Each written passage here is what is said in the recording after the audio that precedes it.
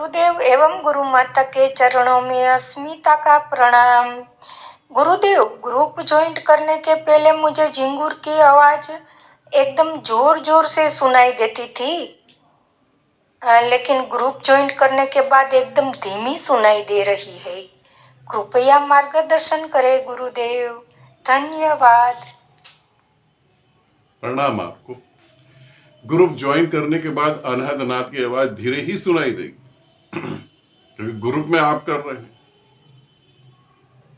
इसे थोड़ा समझने की कोशिश करें। ग्रुप का अनहद नाद सुनने से कोई लेना देना नहीं है। अनहद नाद साधना जब आप करते हैं तो ये आवाज कई बार बहुत तेज सुनाई देती है और कई बार ये सुनाई ही नहीं देती है। कई बार ये बहुत धीरे धीरे सुनाई देती है और कई बार इस नाद की जगह बांसुरी सुनाई देने लगती है। किसी को मंदिर की घंटियां सुनाई देने लगती है। ये चीजें बदलती चली जाएंगी।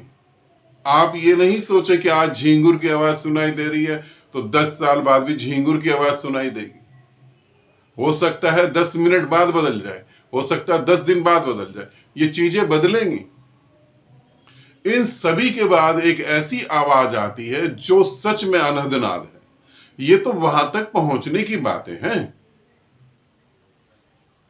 ये तो ऐसे ही है जैसे तुम अपने घर से जो अपनी गाड़ी लेके परमात्मा के द्वार तक पहुंच गए। परमात्मा के द्वार तक पहुंच गए, परमात्मा नहीं अभी पता लगा।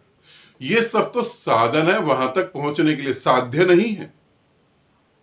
एक ऐसी आवाज पैदा होती है जिसे अनहद, अब शब्दों में उसे कैसे बताया जाए, जिसे अनहद नाद कहा जाता है, वो ये आवाज नहीं है।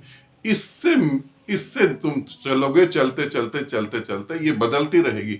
जब वो प्रकट होगी वो कभी नहीं बदलेगी। पृथ्वियां पैदा होती हैं, पृथ्वियां मिट जाती है।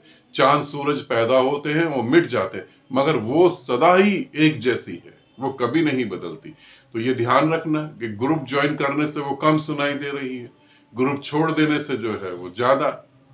ये बदलता रहता है। ठीक है, आनंदित रहें, सदा खुश रहें। बहुत बहुत प्रेम आप सभी को।